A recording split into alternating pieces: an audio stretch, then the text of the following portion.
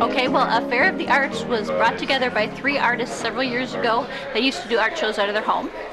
The Shores of Turtle Creek kindly donated the facility and some for getting to a bigger show. We have 35 artists that come together once a year to sell their work. They're all local from Walworth, McHenry, and Lake County, and it's a great day. Lots of fun as the artists, and we have lots of fantastic artwork. I got interested in hand-forged steel when I was in my late teens.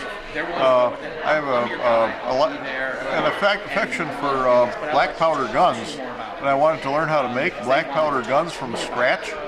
And so I started studying metalwork and woodwork, and I never did get around to making guns.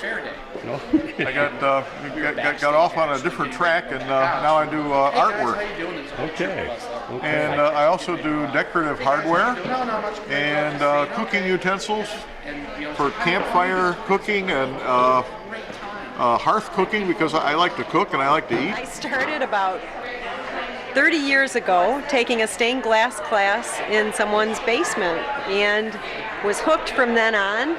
And I started a class with some of my friends, and class soon became club because we really enjoyed working together. So we work in my home studio. We pitched in our money and bought a kiln and started fusing glass as well as working on stained glass. And that's how Rowan Berry Studio grew. Okay. This is cut in a simple circle shape, and then it's put into a fusing mold and slumped. It's called slumping because it melts just enough to sink down into that mold. And it's fused at approximately 1400 degrees, and it takes maybe 12 hours, 8 to 12 hours for a full cycle to get that fused. Okay.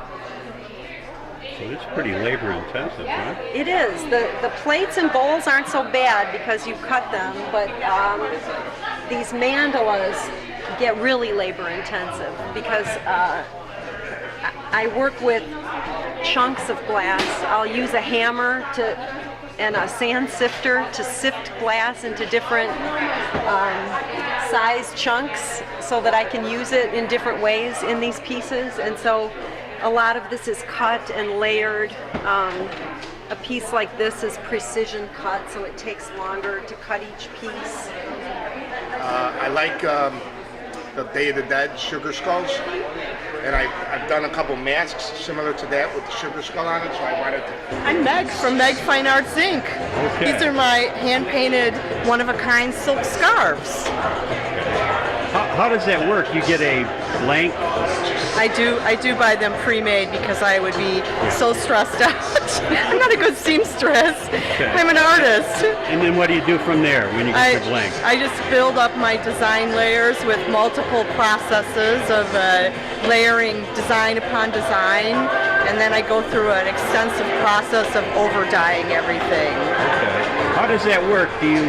Is it like a painting? I mean, you work with a brush, or how does brushes and rollers and airbrush. I've used airbrush on some of the scarves to create patterns.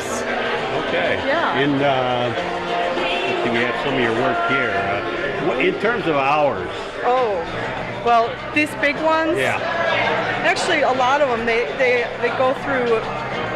Sometimes they have to be rinsed out and washed several times before they're finished. To stable. Yeah. And then about 8 hours per large scarf and upwards of 6 for the smaller ones. Like this one I actually rolled in a piece of bark. I put the dye on the bark and I rolled the silk around a piece of bark. And then put plastic around it. That's how I got all these interesting... You can be kind of serendipity about it. Yes, it's all about the happy accident. This was actually part of a commissioned work where a girl wanted me to go out to the farm and take photos of her father and her uncle's tractors. And this is actually one of them here. Just kind of walked around the farm taking pictures that I thought would look really nice. I'm sort of interested in the old rundown, sort of decaying type urban things, or urban and rural things. I just like the shape of the barn there as well.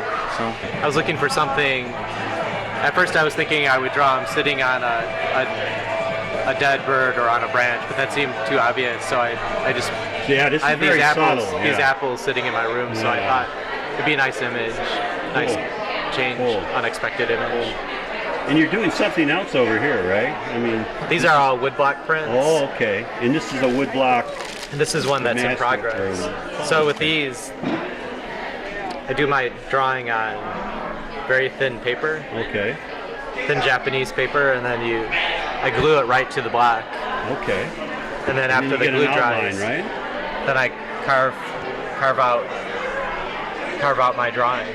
I just carve through the paper and carve out my drawing. Okay. These are, and I taught myself to make these from looking at pictures of Japanese kites. Yeah, it has a Japanese flair to it. And this is my version of a Japanese Edo kite, and it's made from split bamboo. I got a bamboo garden pole at Menards, split it down, planed it.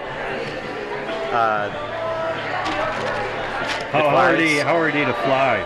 Oh, is it? Oh, they fly great. Yeah. They don't need a tail. Okay. They're really easy to fly, actually. I've been an artist for over 30 years, but this series we've just launched it, it's new. So this is new for us to work collaboratively. My husband's also been an artist for just decades. I was trying to sort of bring the spirit of like mid-century pop art to more modern content. So painting like modern people and modern objects with sort of that same pop art view. Okay. What does all that mean? Hi, I'm Angela Swan, and I turn people into paper dolls. So this is my daughter's friend and a next door neighbor, and this is my daughter here. And they got in dress-up clothes, and we turned them into paper dolls. So. Okay. How does that work? You take a photograph, and then from the photograph you do an overlay on another material? How does it work? It's Photoshop. Okay. So I take digital photos, and then I make their skin really light, and then I outline them, and next thing you know, when you cut them out with tabs, they look like a paper doll. So.